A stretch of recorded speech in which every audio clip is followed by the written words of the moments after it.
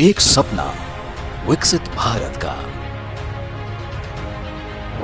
एक विजन विश्व स्तरीय रेल इंफ्रा का, एक लक्ष्य करोड़ों लोगों की रेल यात्रा के अनुभव को बेहतर बनाने का। ये सपना था माननीय प्रधानमंत्री श्री नरेंद्र मोदी का, ताकि हर रोज रेल यात्रा करने वाले करोड़ों सामान्य यात्रियों का जीवन बेहतर बने। भारत के विकास का लाभ उनके अनुभव को समृद्ध करे।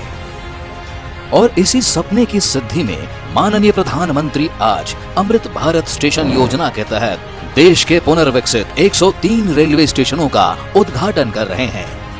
ये अमृत स्टेशन पिछले एक दशक में भारतीय रेल के कायाकल्प का प्रमाण हैं। आज देश विकसित भारत की संकल्प सिद्धि में जुटा है और इसके लिए भारतीय रेलवे का विकास बहुत महत्वपूर्ण है। हमने देखा है पिछला एक दशक भारतीय रेलवे के ऐतिहासिक ट्रांसफॉर्मेशन का रहा है। रेलवे इंफ्रास्ट्रक्चर में एक विजिबल चेंज आया है।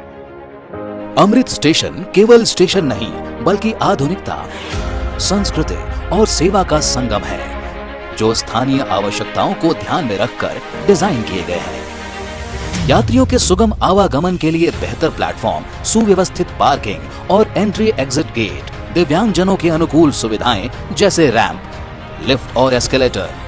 अमृत स्टेशन अब free wifi, LED display board और आधुनिक साइनेज प्रणाली से सुसज्जित हैं। स्टेशन की बिल्डिंग डिजाइन स्थानीय संस्कृति और विरासत से प्रेरित है।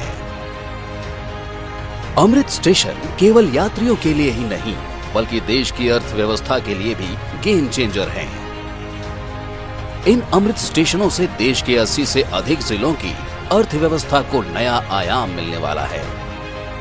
उत्तर प्रदेश के 19, गुजरात के 18, छत्तीसगढ़ के 5, बिहार के 2, झारखंड के 3, कर्नाटक के 5, केरल के 2, मध्य प्रदेश के 6, महाराष्ट्र के 15, राजस्थान के 8, तमिलनाडु के 9, तेलंगाना के 3, पश्चिम बंगाल के 3 और आंध्र प्रदेश, असम, पुडुचेरी, हरियाणा और हिमाचल प्रदेश के एक अमृत स्टेशन सशक्त भारत के निर्माण में अपनी भूमिका निभाने को तैयार हैं। अमृत स्टेशनों के उद्घाटन के साथ माननीय प्रधानमंत्री आज राजस्थान को सुदृढ़ रेल इंफ्रा की सौगात दे रहे हैं। 58 किलोमीटर लंबी चूरू सादुलपुर रेल लाइन के दोहरीकरण की आधारशिला रखी जा रही है।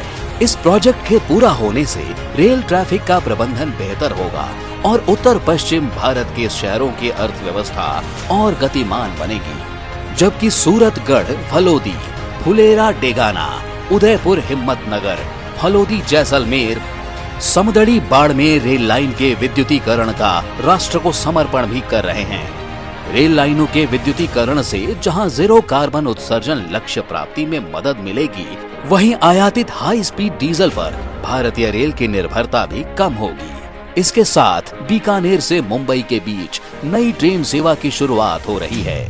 नई ट्रेन सेवा के संचालन से जहां 2 राज्यों के बीच रेल कनेक्टिविटी मजबूत होगी, वहीं छात्रों और कारोबारियों को यात्रा का नया विकल्प मिलेगा। रेल इंफ्रा का विकास विकसित भारत की दिशा में एक मजबूत कदम है, जो हिंदुस्तान के करोड़ों आम जन के सपनों को साकार करने वाला है, जिसका दायित्व स्पष्ट नीति, शुद्ध नीयत और निर्णायक क्षमता वाली मजबूत लीडरशिप ने उठा रखी है।